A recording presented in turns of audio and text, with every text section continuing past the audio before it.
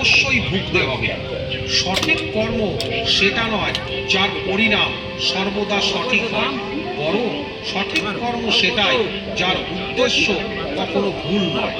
মানুষ সবসময় তার ভাগ্যকে দোষ দেয়, এটা জেনেও যে ভাগ্যের উপরেও চাকা নিজের হাতেই রয়েছে। জন্ম নেওয়া ব্যক্তিদের মৃত্যু ততটাই নিশ্চিত যতটা মৃত ব্যক্তিদের আবার জন্ম নেওয়া।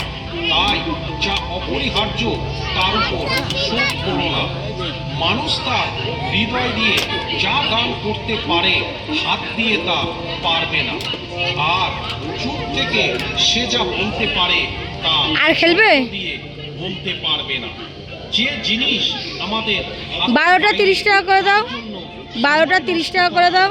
মূর্খতা হবে ওর জন্য ওই যে দিচ্ছে সময়ের আগে না তো ভাগ্যের থেকে অধিক কিছু পাবে, কিন্তু এইদিকে আসো, এইদিকে, সর্বদাই এই পাশে এই বন্ধুকে খেলো, এই বন্ধুকে। গতকালে সুখ ছিল, বিজ্ঞান বলে কালকে সুখের হবে, কিন্তু ধর্ম বলে যদি মানুষের মন পরিষ্কার ও ভালো হয় তাহলে প্রতিদিনই সুখের হবে। ক্ষমা করা এবং শান্ত থাকতে শিখুন, তাহলে এমন শক্তিবান হবেন পাহাড়ও রাস্তা তৈরি করে দেবে। খুব সুখে এবং খুব দুঃখে কোনো সিদ্ধান্ত নেওয়া উচিত নয়, কারণ এই দুই পরিস্থিতি আপনাকে সঠিক সিদ্ধান্ত নিতে দেবে না। যারা ব্যক্তি আধ্যাত্মিক জগৎ পর্যন্ত পৌঁছে গেছে তাদের পথ হলো কম করে একটু, যারা বাচ্চা তো এটা এমনি টুকটুক করে পারে না। হয়ে গেছে তাদের পথ হলো স্থিরতা এবং শান্তি। মানব কল্যাণই হলো ভগবদ গীতার প্রধান উদ্দেশ্য।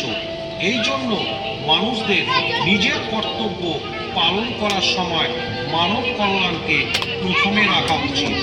হে অর্জুন, যে ব্যক্তি বাস্তবে আমার উৎকৃষ্ট জন্ম একটু সাইড দিন। বুঝে যায় সে শরীর ত্যাগ করার পরে আর জন্মগ্রহণ করে না, আমার পরম ধাম প্রাপ্ত করে। যে ব্যক্তি সমস্ত ইচ্ছা ত্যাগ বাবা হাততালি মুক্ত হয়ে যায় ওর হয়ে গেছে। অপার শান্তি